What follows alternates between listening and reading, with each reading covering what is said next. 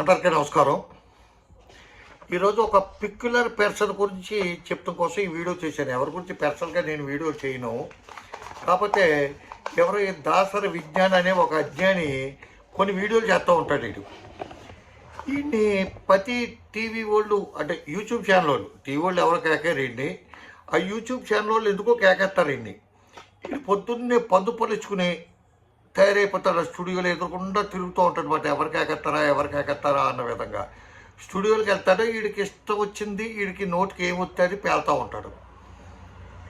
వీడు సమస్తం వీడికే తెలిసినట్టు, ఆ హీరోలకి ముఖం ఈడే కడుగుతున్నట్టు, పళ్ళు ఈడే తోముతున్నట్టు, వాళ్ళకి స్థానం ఈడే చేయించినట్టు, ఈపికి సబ్బు ఈడే రుద్దుతున్నట్టు, సమస్త విషయాల గురించి, సమస్తం భూగోళంలో ఉన్నది, చంద్రమండలంలో జరిగింది, గ్రహాంతరాల్లో జరిగింది, సమస్త విషయాలు వీడికే తెలిసినట్టు అలాగా మంచి దొండముక్కలాగా కుర్చీలో కూర్చుని చెప్తూ ఉంటాడు. వీడి ఛానల్లో ఎందుకు ఎంటర్టైన్ చేస్తారనేది తెలియదు.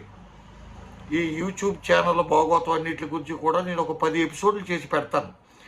ఈ బూత్ ఛానల్స్, రంకు ఛానల్స్, నక్సలైట్ల గురించి చెప్పే ఛానల్స్, దొంగోళ్ళ గురించి చెప్పే ఛానల్స్, రేపిస్టుల గురించి చెప్పే ఛానల్స్, రేపు చేయించుకునే వాళ్ళ గురించి ఛానల్స్, ఇవన్నిటి గురించి ఒక 10 వీడియోలు చేసి పెడతాను నేను.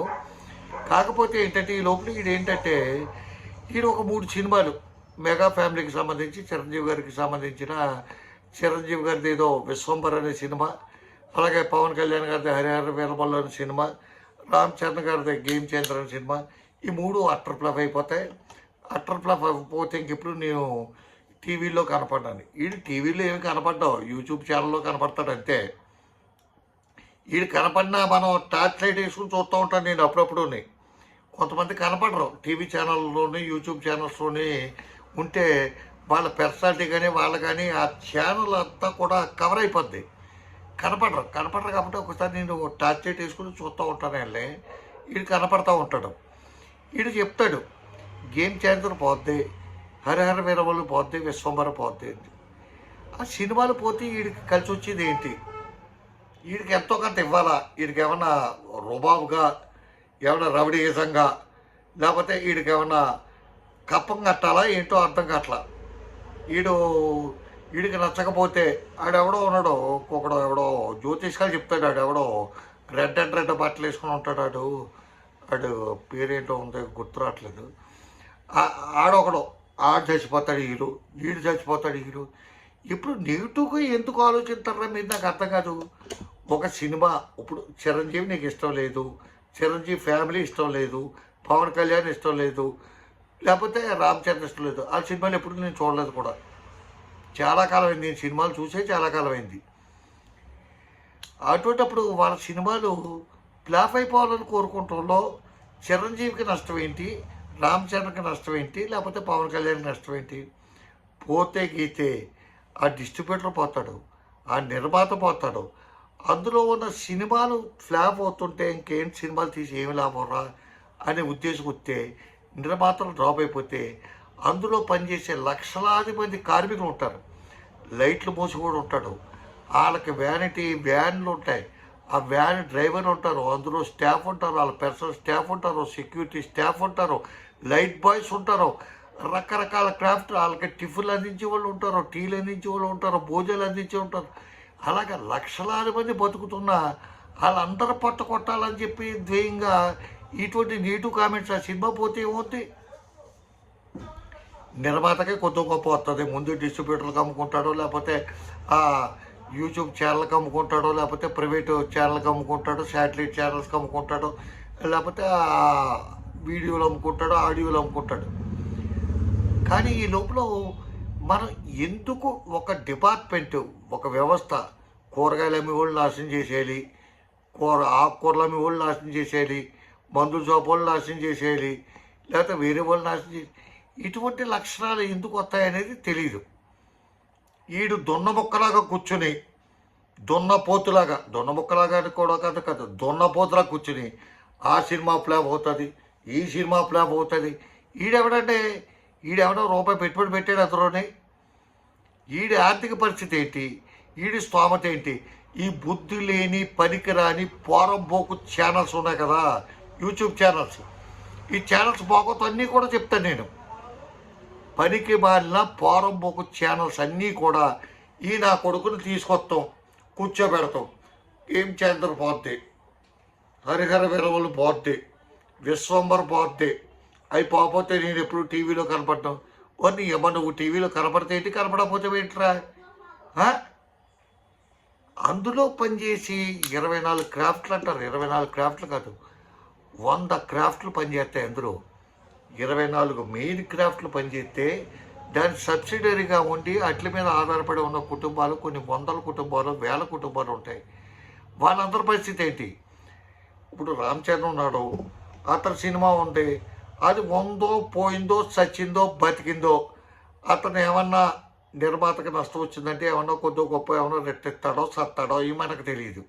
అలాగే పవన్ కళ్యాణ్ ఇస్తాడో సత్తాడో తెలియదు, చిరంజీవి ఇస్తాడో సత్తాడో తెలియదు. కాకపోతే ఏంటంటే నిర్మాత వీళ్ళందరికీ డబ్బులు ఇచ్చుకోవాలి, ప్రింట్లకి డబ్బులు ఇచ్చుకోవాలి. ప్రింట్లు అంటే ఇప్పుడు శాటిలైట్ ప్రింట్లు వచ్చినాయి, ఇవన్నీ వచ్చినాయి. కానీ ప్రతి వాడికి, ప్రతి టెక్నీషియన్కి, పాటలు పాడిన వాడికి, పాటలు రాసిన వాడికి, ఆ మ్యూజిక్ కంపోజ్ చేసిన వాడికి, వాళ్ళకి అసిస్టెంట్లకి, వాళ్ళకి వచ్చిన టీలు సప్లై చేసే వాళ్ళకి, కాఫీలు సప్లై చేసే వాళ్ళకి, టిఫిన్లు పెట్టే వాళ్ళకి, ఆ లైట్ బాయ్స్కి, ప్రతి ఓడికి డబ్బు ఇచ్చుకోవాల్సిన బాధ్యత నిర్మాతకు ఉంటుంది కదా. నిర్మాత నాశనం అయిపోతాడు కదా. ఆ సినిమా పోతుంది, ఈ సినిమా పోతుంది, అతను నీటుగా ఆ సినిమా బాగుంది, సర్వే జన కూడా బాగుంటు, అందరూ బాగుండాలి, ఆ సినిమా బాగుంటుందా? 3 గంటల సినిమా నువ్వు ఇచ్చి సింగనాల 100 రూపాయలకి 3 గంటలకి ఏం చూపించేస్తారు నీకు? ఎవరు చూపించేస్తారు? ఎవరు బట్టలు చూపించేస్తారు నీకు? నువ్వు ఇచ్చి తొక్కలు 100 రూపాయలకి 200 రూపాయలకి నీకు పెద్ద పెద్ద హాలీవుడ్ నటులు తీసుకొచ్చేసి బట్టలు ఇప్పించేసి చూపించేసి వాళ్ళ చేత బ్లూ ఫిల్మ్ చూపించేస్తారా నీకు? చూపిస్తారు కదా. నీకు చూపించేది ఎంతవరకు అంతవరకే చూపిస్తారు, అంతవరకే చూడు, ఆనందించు. లేకపోతే బాగోలేదు, సరే బ్యాడ్ లక్ పోతాం. ఇదే పరిస్థితి వస్తే శంకరాభరణం తీసినప్పుడు విశ్వనాథ్ గారు నలిగి చచ్చిపోయి ఆత్మహత్య చేసుకుని ఉండాలి. ఆయన సినిమా స్టార్ట్ చేశాడు. స్టార్ట్ చేసిన తర్వాత వచ్చిన కామెంట్స్ ఏంటంటే, హీరో ఏమో 50 సంవత్సరాల వయసు ఉన్న ఒక బ్రాహ్మణం, ఆ పద్యాలు పాటలు ఇదేంటని. ఎవడో కొనలేదు ఆ సినిమాని. చంద్రమోహన్ గారిని బతిమలాడు, బాబు మద్రాసుకి తీసుకురా బాబు, నువ్వు తమిళనాడుకి తీసుకురా బాబు అంటే నా 50,000 రూపాయల ఫీజు ఎక్కడదావా అని చెప్పి ఆయన దెబ్బలాడాడు. అటువంటి పరిస్థితి. ఒక సినిమా హిట్ అవుతుందో ఫ్లాప్ అవుతుందో తెలిస్తే కిష్టగారు కురుక్షేత్రం తీయడు, కిష్టగారు దేవదాస్ తీయడు. అట్లాగే ఎన్టీ రామారావు మళ్ళీ అల్లు సీతారామరాజు ప్రయత్నమే చేయడు కిష్టగారి సినిమా చూసిన తర్వాత. అటువంటి కోకొలలో అయినా మనకి అనుభవాలు ఉన్నాయి. అటువంటి పరిస్థితిలో ఎవడో ఈ బుట్ట నా కొడుకు, బొడ్డోళ్ళ దీనికి ఒక విధంగా చెప్పాలంటే బొడ్డోళ్ళ దీనికి ఈడు వచ్చేసి ఇలా కూర్చుని గంభీరంగా ఆడు బాత్రూమ్లు ఇచ్చేసాడు, ఈడిక్కడ ఇచ్చేసాడు. వీడికి ఏదో మొత్తం సర్వజ్ఞనుడి కింద, కాలజ్ఞానుడి కింద, పోతున్న వీరబ్రహ్మణ్ గారి లాగా వీడు సమస్తం చెప్తాడు. ఈ బోకు టీవీ ఛానల్స్, పనికిరాని టీవీ ఛానల్స్, చెత్త టీవీ ఛానల్స్ కాదు, సారీ, యూట్యూబ్ ఛానల్స్, పనికిరాని యూట్యూబ్ ఛానల్స్, బోకు యూట్యూబ్ ఛానల్స్, చెత్త యూట్యూబ్ ఛానల్స్ నా కొడుకులు పట్టుకొస్తాం, గొట్టం పెడతాం. చెప్పండి సార్, ఏంటి సార్ మీ అభిప్రాయం? తొక్క ఆడే అభిప్రాయం చెప్తాం ఏంటంటే, ఆడికి అభిప్రాయం ఏంటి, ఆడి చెప్తావేంటి? వాళ్ళు కోట్లు పెట్టి సినిమా తీసిన నిర్మాతలు నానా పాటలు పడి ఫైనాన్షియల్ దగ్గర నుంచి డబ్బులు తెచ్చుకొని వాళ్ళ ఆస్తులు అమ్ముకుని, ఆస్తులు తాకట్టు పెట్టుకుని చచ్చి చెడి ఆ సినిమా కంప్లీట్ చేస్తుంటే మధ్యలో వీడొచ్చి ఆ సినిమా ఫ్లాప్ అయిపోతే, ఈ సినిమా ఫ్లాప్ అయిపోతే అని చెప్తే తోలు దిగదేశాక నా కొడుకుల్ని ఏంటంటే ఈడేంటి, ఈడు బతుకేంటి, ఈడు వ్యవహారం ఏంటి? ప్రతి టీవీ ఛానల్ ఈయనకి ఎగత్త పొద్దున్నే పందు పొలుచుకు తయారైపోతాడు నా కొడుకు ఈడు ప్రతి టీవీ ఛానల్ దగ్గర అని. అవన్నీ మానుకోండి. టీవీ ఛానల్స్ వాళ్ళు కూడా, యూట్యూబ్ ఛానల్స్ వాళ్ళు కూడా కొంచెం గౌరవప్రదంగా వ్యవహరించడం అనేది ఒక సంస్కారం, సభ్యత అనేది కొంచెం నేర్చుకోవాలి బాబు. ఏ వ్యవస్థ అయినా పాడైపోకూడదు. యూట్యూబ్ ఛానల్ పాడైపోతే ఎవరికైనా లాభం ఉందా? ఎవడో పెట్టుకున్నాడు, ఒక యూట్యూబ్ ఛానల్ పెట్టుకున్నాడు, మంచి వార్తలు పెట్టుకుందాం అని చెప్పి మంచి వార్తలు ఇచ్చేవాళ్ళు కూడా ఉన్నారు.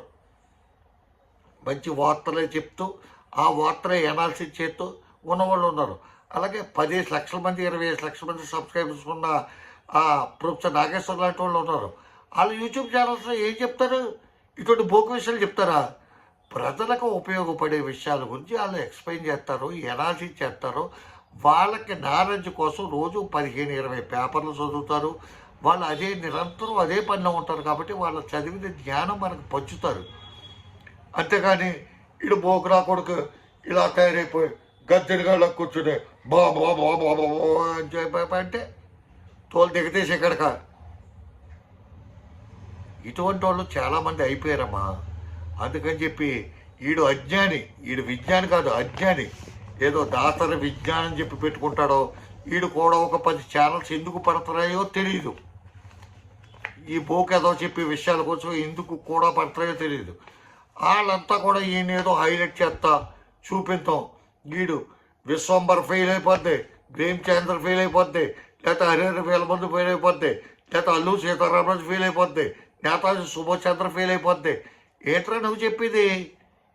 నీ బతుకెంత, నీ స్థాయి ఎంత, నువ్వు ఎంత పెట్టగలవు? ₹1,00,000 నువ్వు క్యాష్ రూపంలో పట్టుకురాగలవా? తేలేవు. నీ బతుకైతే నాకు తెలుసు. కాబట్టి ఇటువంటి పనులు మానుకో. ఏ సినిమా కూడా ఇదంటే చిరంజీవి ఏదో నా కొలపోడు, లేకపోతే పవన్ కళ్యాణ్ నా కొలపోడు, ఇలా చెత్త అటువంటి చెత్త నా కొడుకుని కాదు నేను. బాలకృష్ణ సినిమా అయినా ఎవరి సినిమా అయినా ఒక సినిమా హిట్ అయితే ఒక 100 కుటుంబాలు బతుకుతాయి. ఒక సినిమా ఫ్లాప్ అయితే 100 కుటుంబాలు సందిగ్ధంలో పడతాయి. అరే రే ఈ సినిమా పనిచేసాం, ఇది హిట్ అయ్యి ఉంటే, ఇందులో నా డైలాగ్ హిట్ అయ్యి ఉంటే నాకు ఇంకో సినిమా వచ్చిందని చెప్పి ఆ డైలాగ్ రైటర్ భావింతాడు, ఆ మ్యూజిక్ డైరెక్టర్ భావింతాడు, అందులో ఉన్న టెక్నీషియన్ భావింతాడు, అందులో ఉన్న కెమెరామెన్ భావింతాడు, అందులో ఉన్న సహనటులు భావింతారు. హీరోకి హీరోయిన్కి వచ్చేస్తుందని చెప్పి మీరు ఎప్పుడూ అనుకోకండి. అటువంటి పరిస్థితుల్లో ఎందుకు వాళ్ళందరినీ దిగజాత నువ్వు చెప్పినంత వల్ల నీకు ప్రయోజనం ఏమొచ్చేస్తుందిరా? బొడ్డాకైనా కొడకని నువ్వు ఎంతలో ఉండాలో అంతలో ఉండు. అంతేకాని రెచ్చిపోయి అందరి మీద పోస్టులు పెట్టేస్తారు కదా, టీవీ ఛానల్స్ నా కొడుకులు చూపిస్తున్నారు కదా, వాళ్ళకి పనే పాట. వాళ్ళకి ఎవరు చెప్పు 10,000 మంది వస్తే, 5,000 మంది వస్తే, 3,000 మంది వస్తే, 50,000 మంది వస్తే వాళ్ళకి సరిపోతాయి. ఏదో ఒకటి పెడతా ఉంటారు. పని పాటలు నా కొడుకులు ఏదో ఒక పోస్టు పెడతానే ఉంటారు. ఆ పోస్టులు పట్టుకొని మీరంతా ఎడితే అది కరెక్ట్ కాదని చెప్తూ ఇటువంటి పోస్టులు పెట్టకండి. ఎవరికి కూడా సినిమా బాగోలేదు నీలో నువ్వు ఉంచుకో. నిన్ను ఎవరు రివ్యూ చేయమన్నారా? నీకేమన్నా సినిమా థియేటరోడు కానీ, ప్రేక్షకులు కానీ, సినిమా హీరో కానీ, నిర్మాత కానీ, దర్శకుడు కానీ ఎవరన్నా నా సినిమా ఎలా ఉందో చెప్పి చూసి నువ్వు చెప్పరా అని చెప్పి అన్నారా? పూర్వం ప్రివ్యూలు వేసి ఆ పెద్ద పెద్ద వాళ్ళంతా డైరెక్షన్లు తీసుకుని సార్ ఇక్కడ ఇది తప్పు జరిగింది, ఇక్కడ ఇది తప్పు జరిగింది అంటే అవసరమైతే సర్దిద్దుకో అంత సమర్థత కలిగిన పరిస్థితిలో ఉన్నప్పుడు అప్పుడు వేసేవారు. ఇప్పుడు అటువంటిది ఏమీ లేదు. సినిమా తీస్తారో వేస్తారో, ఇష్టమైతే చూస్తాం లేకపోతే దూపేస్తాం, అంతే. అంతే తప్ప దాని గురించి మనం పెద్ద పెద్ద కామెంట్లు చేసి ఆ 3 పోతాయి లేకపోతే నేను టీవీ కెమెరా మీద కనపడను. నువ్వు కనపడితే ఏంటి, కనపడకపోతే ఏంటి? నువ్వు అలా కనపడవు. నువ్వు నీకు పెద్ద పెద్ద టార్చ్ లైట్లు వేసుకుని చూస్తేనే కానీ కనపడలేదు నువ్వు. అందుకని చెప్పి ఇటువంటి మానుకోమని చెప్పి ఆ అజ్ఞాని అయిన ఆ దాసరి విజ్ఞాని అనే వాడికి తెలియజేస్తూ సెలవు తీసుకుంటున్నాను. రామాంతరావు జై హింద్.